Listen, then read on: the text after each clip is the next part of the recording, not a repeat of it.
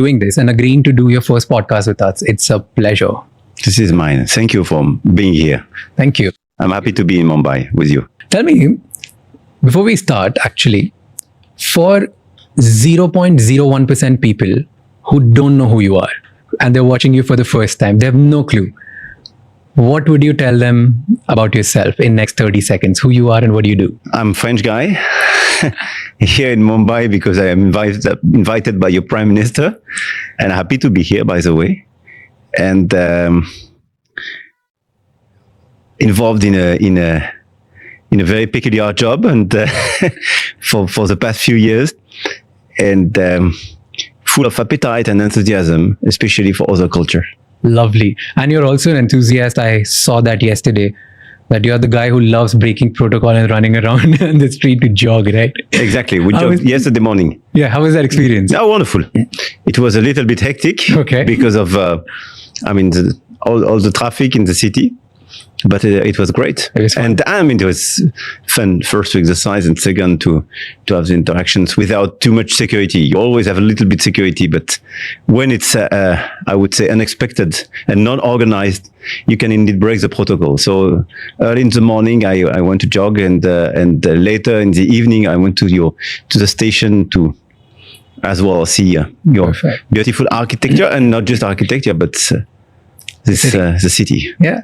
Okay, let's dive into the technology part, because I love what you're doing these days. I went through so many of your speeches, and the reason that you're here, I was reading a lot of history, and I found out that France invented a lot of early technologies in the world, right? But today, if you look at the scenario, the largest technology companies in the world are either American or Chinese. Many of them are led by Indian origin CEOs. What do you think?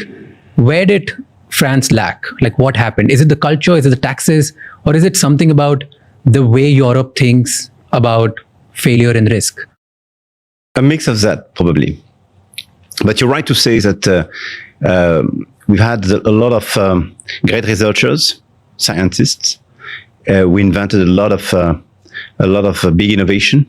Even if science is a global approach, and cooperation between academics and researchers all over the world is what makes sense, and not just one country. But we do have this culture of research, invention, entrepreneurship as well. As always, remind people that entrepreneur is a French word, and it was taken by the English language, but entrepreneur is the French word. And we are still extremely active. If you take in Europe, probably the two main ecosystem in terms of innovation, startups, AI, quantum, are France and UK, largely ahead of the others. And if you take math and a lot of disciplines, we are still in very good position. But it's true that when you look at the tech sector, it's largely driven by the US. These big 7 companies and the Chinese companies. Why? First, you have a question of scale. I really believe that Europe is the right approach. And still in the digital sector, but in a lot of sectors, we are too much fragmented. So I think the missing point is first scale, not just for the French, but for all the Europeans. So we have to finalize, to strengthen our single market, to be sure that your domestic market is a 450 million inhabitants market, meaning Europe and not just France. Second, capital. In the US, you have a lot of capital, a lot of deep pockets, so they invest a lot of money. Mm-hmm. The paradox is that in Europe, you have a lot of savings, much more than in the US. But this saving is not properly invested because of too many regulation in the bank and insurance sector, and the structure of our financing system, which is unadapted to the tech industry, because these savings are largely channeled towards the bond market, or they go outside Europe to search profitability. And the third point, you mentioned it, and I fully agree with you, is probably we have to find more appetite for risk. More appetite for risk. You should be much more risk taker. So scale, money, and risk taking mindset. So you sort of are addressing these things in multiple of your speeches and conversations. I saw that you announced about 109 billion euros 1 year ago. 1 year ago for the AI infrastructure, for the technology to lead it forward, right? But here's a question that you talk about scale, you talk about risk, and you talk about investments. Out of that almost 100 billion euros, 50 billion euros is coming from UAE, right? Then, so money is foreign funded, infrastructure is going to be largely owned by UAE. The technology and intelligence is coming from America and China. And you're talking about Europe and building sovereign Europe AI. What's going to be sovereign about this when it's actually collaboration of the world, not just Europe? This is a very good question, in fact. 1 year ago, we announced this 109 billion euro investment, which is a big bunch of money. And we are deploying it, by the way, because more than 60% is already deployed, and we plugged a lot of sites. It's in order to build data centers. You're right. We speak about UAE, US projects. Why? Because the technology is largely in the US. But the data center which will be deployed in France will be used as well by our own players. If you don't have the computing capacities, you cannot deploy. And there are more cash today in the Gulf and the technology for data centers in the US. But what we want to do is not to buy the solution. When you want to be more sovereign, more independent, you want to transfer technologies and attract foreign direct investment. This is exactly what we are doing. I created 8 years ago an event called Choose France, where a lot of Indian players come every year. And this event, plus all the reforms we implemented, made France number one in terms of attractiveness during the past 6 years. Yeah. And this is good. What you mentioned, I mean, these AI data centers and all these investments are good for the European sovereignty. Why? They are located in my country. Second, they could be used by my players.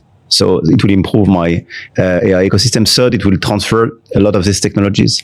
And fourth, I have the guarantee that these solutions are compliant with the European regulation.